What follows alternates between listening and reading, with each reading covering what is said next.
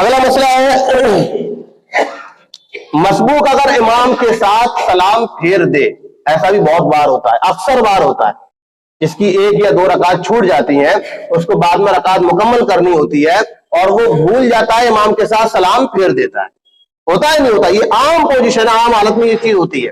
اس کا مسئلہ یہ ہے کہ اگر ایک طرف سلام پھیرا ہے، صرف ایک طرف سلام پھیرا ہے، اس کو یاد آ گیا تو وہ خاموشی سے کھڑا ہو جائے، کچھ کرنے کی ضرورت نہیں ہے، نہ اسے سجدہ سہو کرنا ہے، نہ نماز کے اندر کوئی کمی آئے گی، اپنی رکعت مکمل کر کے نماز پوری کر لے۔ بات سمجھ میں آ گئی؟ لیکن اگر اس نے سلام دونوں طرف پھیر دیا ہے، سلام دونوں طرف پھیر دیا ہے، ادھر بھی پھیر دیا، ادھر بھی پھیر دیا، اب ادھر جب پھیر دیا تو دونوں سلام مکمل ہونے کے بعد فوراً بعد اس کو یاد آیا کہ میری تو رکعت چھوٹ گئی تھی، مجھے رکعت مکمل کرنی ہے، تو اب وہ ایسا کہ ایسے کھڑے ہو جائے اور اپنی رکعت مکمل کرے، رکعت مکمل کرنے کے بعد سجدہ سہو کرے، اس کے بعد اس کی نماز مکمل ہو جائے گی۔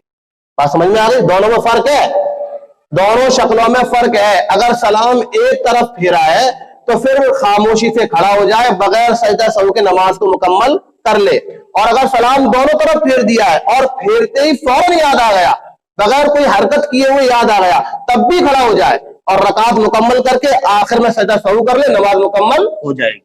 بات سمجھ میں آ گئی؟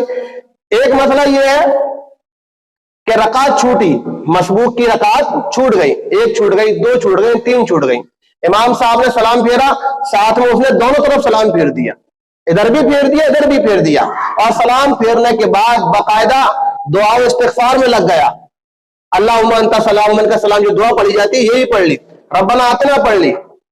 بات سمجھ میں آ رہی ہے؟ یا کوئی عربی میں دعا پڑھ لی، تو عربی میں دعا پڑھنے تک تو معاملہ محدود ہے، یعنی بیٹھنے کے بعد اگر کوئی شخص صرف عربی میں دعا پڑھ رہا ہے اور دعا پڑھنے کے بعد یاد آ رہا ہے کہ میری رکعت چھوٹ گئی، مجھے رکعت مکمل کرنی ہے، تب بھی وہ کھڑا ہو جائے ایسی کی ایسی اور رکعت مکمل کرے، سجدہ سہو کرے، نماز مکمل ہو جائے گی۔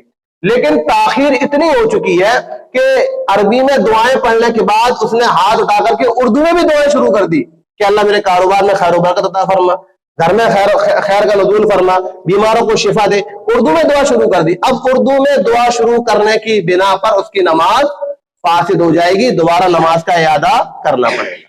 بات سمجھ میں آ گئی؟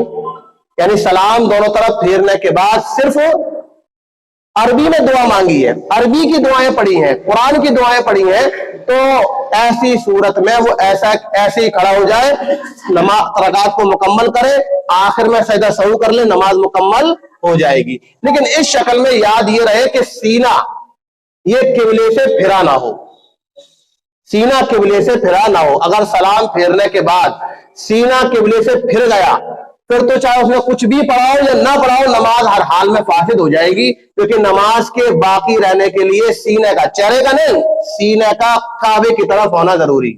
بات سمجھ میں آ رہی ہے؟ یہ مسئلہ تھا بہت اہم، یہ بھی مسئلہ تھا، اس کو بھی ذہن میں رکھنے کی ضرورت ہے۔